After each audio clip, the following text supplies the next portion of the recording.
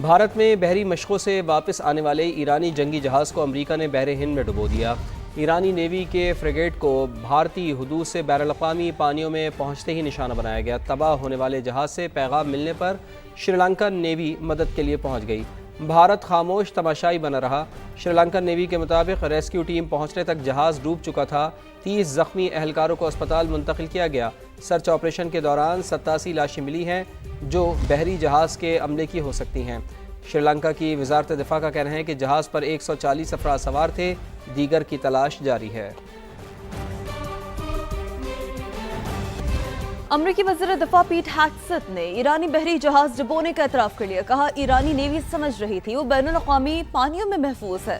دوسری جنگ عظیم کے بعد دشمن کے جہاز کو ٹارپیڈو سے ڈبونے کا یہ پہلا واقعہ ہے۔ ٹرمپ کے قتل کی سازش کرنے والے ایرانی کو ہلاک کر دیا۔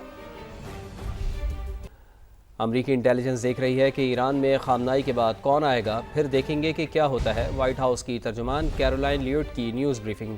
کہا آبنائے ہرمز پر ایرانی گرفت جلد ختم کرنے جا رہے ہیں۔ امریکہ خود آبنائے ہرمز میں آئل ٹینکرز کی نگرانی شروع کرے گا۔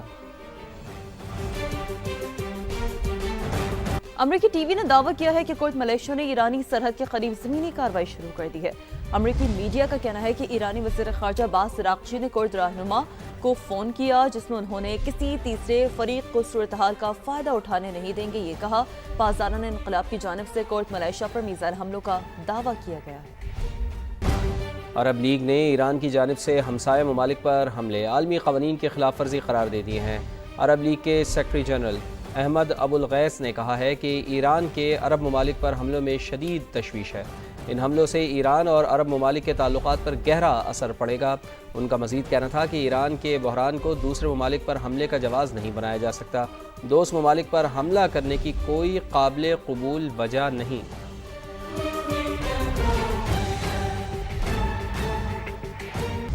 قطری وزیراعظم سے ایرانی وزیر خارجہ عباس عراقچی کا رابطہ ہوا ہے۔ مشرق وسطی کی صورتحال پر تبادلہ خیال کیا گیا۔ قطری وزیراعظم نے کہا ایران نے ایئرپورٹ سمیت اہم تنصیبات پر حملے کیے۔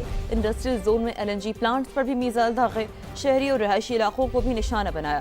عباس عراقچی کا کہنا تھا کہ ایرانی میزائل حملے امریکی مفادات پر مرکوز تھے، ریاست قطر کو نشانہ نہیں بنایا گیا۔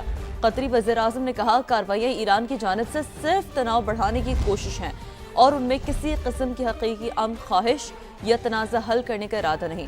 حملے فوری طور پر روکے جائیں۔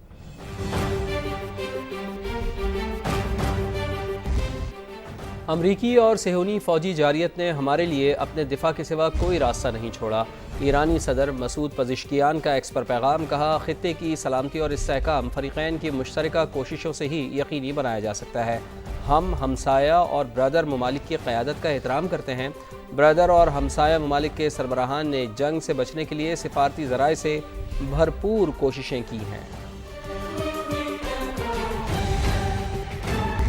چاہتے ہیں امریکہ اور ایران کا کشیدگی ختم ہو جائے۔ پاکستان اور دوست ممالک امریکہ اور ایران کے درمیان معاہدے کے لیے کوششیں کر رہے ہیں۔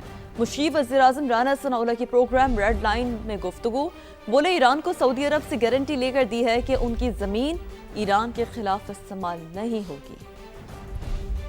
سب سے پہلی بات تو یہی ہے کہ کسی طرح سے جو ہے وہ ایگریمنٹ ہو جائے جس کے نتیجے میں ایران جو ہے وہ اس تباہی سے بچے، امریکہ جو ہے وہ پیچھے ہٹ جائے۔ وہ ایگریمنٹ جس کے متعلق امریکہ یا پریزیڈنٹ ٹرمپ کہہ رہے ہیں کہ جی وہ کیونکہ نہیں ہوا تو اس لیے ہم حملہ آور ہو رہے ہیں، تو وہ ارینجمنٹ جو ہے وہ ہو جائے۔ اس کے اوپر نہ صرف ہم کر رہے ہیں بلکہ ہمارے کچھ دوست ممالک بھی جو ہے وہ اس بارے ترکی بھی ہے اس میں؟ جی بالکل، پرائم منسٹر کی بات ہوئی ہے پریزیڈنٹ طیب اردگان سے، تو وہ بڑی حوصلہ افزا اور بڑی یعنی پر امید ہے۔ اور اس میں کچھ ممالک جو ہیں وہ نیگیٹو اپنا شیطانی کردار بھی ادا کر رہے ہیں۔ خلیجی ممالک کے دوران جو معاملات ہیں یہ بہت زیادہ یعنی جو ہے وہ باعث پریشانی ہے۔ اس کے اوپر سعودی عرب اور ایران کے درمیان ایک ارینجمنٹ ہوا ہے۔